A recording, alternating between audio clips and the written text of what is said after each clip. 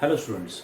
तो last video में हमने देखा प्रोजेक्टाइल मोशन, ठीक है। उसके हमने सारे फैक्टर्स पता किए। टाइम पीरियड हो गया, मैक्सिमम हाइट होगी, हॉरिजॉन्टल रेंज होगी, मैक्सिमम रेंज होगी।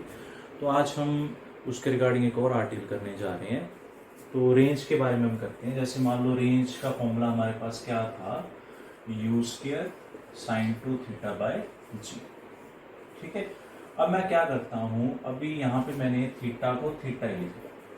अब मैं थीटा चेंज कर रहा हूँ। जैसे ये थीटा 1 था ना, ये थीटा था, इसकी रेंज ये आई मेरे पास।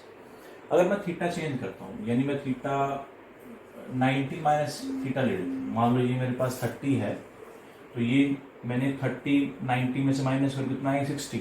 मैं 60 डिग्री लेके देखता हूँ, ठीक है। तो इसको रेंज के फॉर्मूले में पुट करते हैं, तो क्या आएगा, यू स्क्वायर साइन 2 थीटा की जगह क्या आ गया 90 माइनस थीटा ओवर जी, ठीक है। इसको हम ओपन करेंगे तो क्या आ जाएगा 180 माइनस 2 थीटा बाय जी। तो जिनको ट्रिग्नोमेट्री की नॉलेज है उनको पता होगा कि जो साइन 180 माइनस थीटा है उसका आंसर साइन थीटा होता है। अगर साइन 180 माइनस 2 थीटा आ जाए तो उसका आंसर 2 थीटा होता है। यहाँ पे जो भी होता होगा वो यहीं पे आ जाएगा, ठीक है। तो अब हमारे पास इसका आंसर क्या आएगा, you square sign 180 minus 2 theta का आंसर भी 2 थीटा ही आएगा, मतलब वैल्यू सेम होती है। इसका क्या मतलब बना, अगर हम थीटा लेते हैं तो फॉर्मूला ये बनता है, अगर हम 90 माइनस थीटा लेते हैं तो फॉर्मूला ये बनता है। अब आप ध्यान से देखो कि इन दोनों फॉर्मूले में कोई डिफरेंस नहीं है।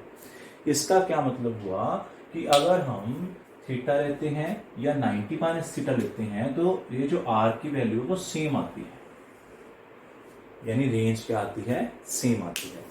मेरे कहने का मतलब अगर आप 30 डिग्री से ऐसे कोई बॉडी प्रोजेक्ट करते हो तो वो यहीं पे आके गिरेगी, और 30 या 90 माइनस 30 यानी 60 पे प्रोजेक्ट करोगे तो यहाँ पे आके गिरेगी। यानी कि दोनों का हाइट में डिफरेंस हो जाएगा, बट रेशियो जो रेंज की है वो सेम रहेगी 1/1, ठीक है। तो आपको ये क्वेश्चन आया था कि for which two angles horizontal range is same, तो आपने कहना है for theta and 90 minus theta range is same, ठीक है। तो नेक्स्ट हम ये देखते हैं कि अगर हम चाहते हैं कि रेंज और हाइट दोनों इक्वल है, ठीक है, तो वो कैसे आएगी। मेरे कहने का मतलब जैसे ये मेरे पास ये इतना डिस्टेंस मैंने ये उठा लिया तो यहाँ तक आना चाहिए। ये जो हाइट है ना, और ये जो रेंज है ये इक्वल आनी चाहिए। तो कैसे प्रोजेक्ट करो, ठीक है। तो देखो हाइट और रेंज के फॉर्मूले को इक्वल कर दो, वेरी सिंपल।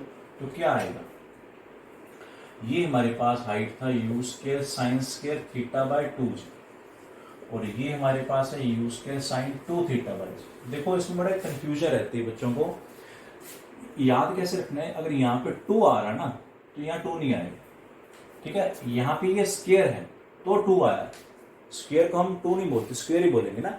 तो स्क्वायर की जगह 2 आएगा, 2 की जगह 2 नहीं आएगा, ओके।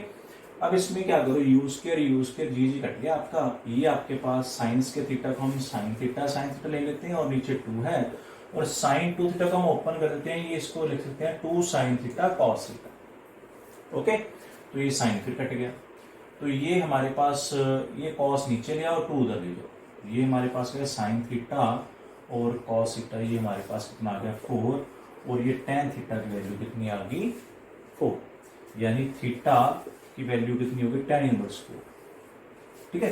अब tan थीटा की वैल्यू 4 कब होती है, ये अप्रोक्सीमेटली 76 डिग्री एंगल बनेगा, ठीक है। ये जो एंगल है ये अप्रोक्सीमेटली 76 डिग्री एंगल बनेगा, यानी अगर आप 76 डिग्री एंगल पे बॉडी को प्रोजेक्ट करोगे तो उसकी हाइट और जो रेंज है वो सेम होगी।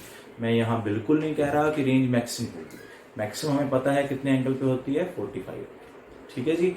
तो आप इसके बाकी के न्यूमेरिकल्स ट्राई करो, काफ़ी सारे न्यूमेरिकल्स हैं टाइप ए के, ठीक है, और एनसीईआरटी भी है, ठीक है। अगर प्रॉब्लम आती है तो आप मुझसे पूछ सकते हो।